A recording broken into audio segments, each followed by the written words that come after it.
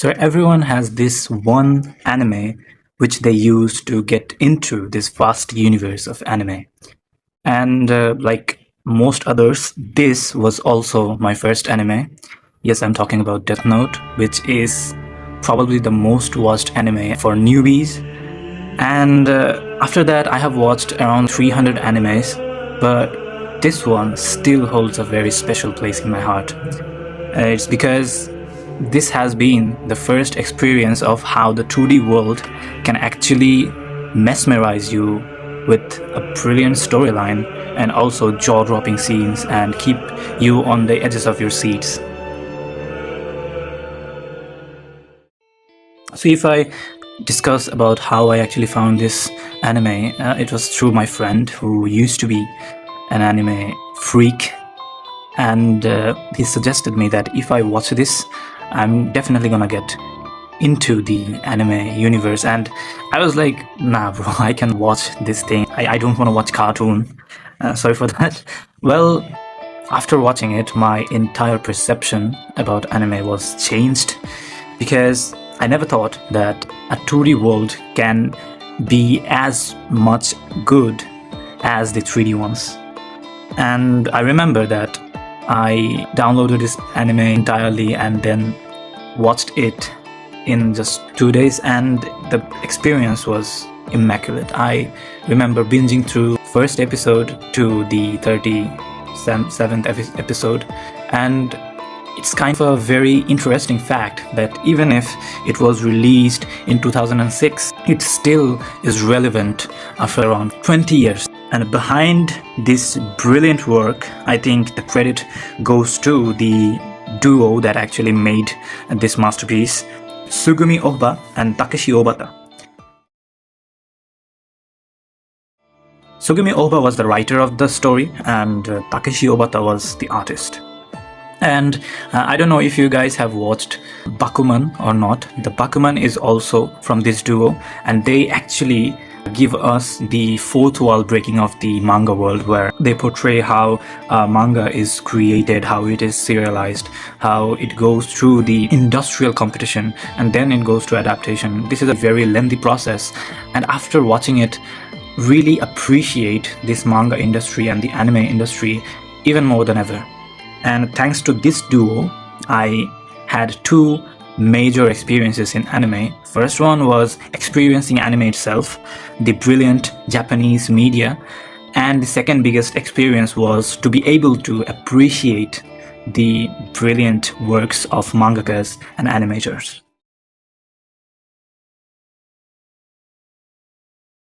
So Sugumi Ohba was a writer who had an hidden identity, and his writing style is very structured, and he used to think in a way that maybe a very few writers would think.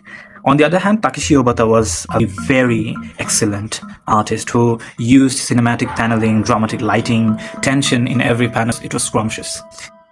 And the visual storytelling, it's just magnificent, and this made the anime even more compelling, because think about 2006, it was like a time where you wouldn't get this type of anime more often, but they pulled off something so unique and so timeless that it really deserves its appreciation.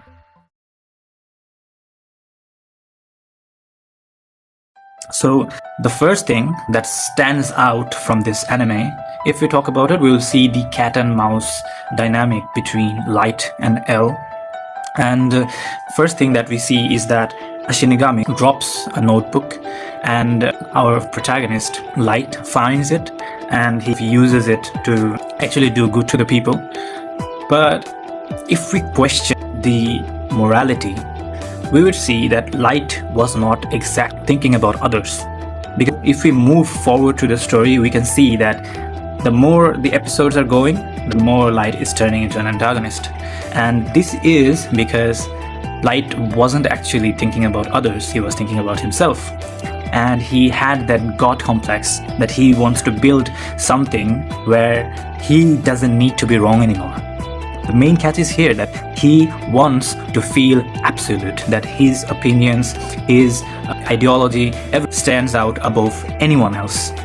So this ego, this arrogance actually caused the story to turn into a point where Light Yagami is not the protagonist anymore. He turns into an antagonist.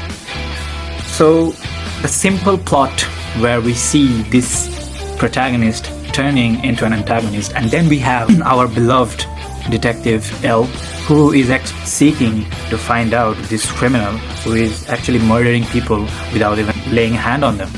So to him, it was very difficult to solve, because when you are up against a supernatural power, it is very difficult to figure out things on the human terms.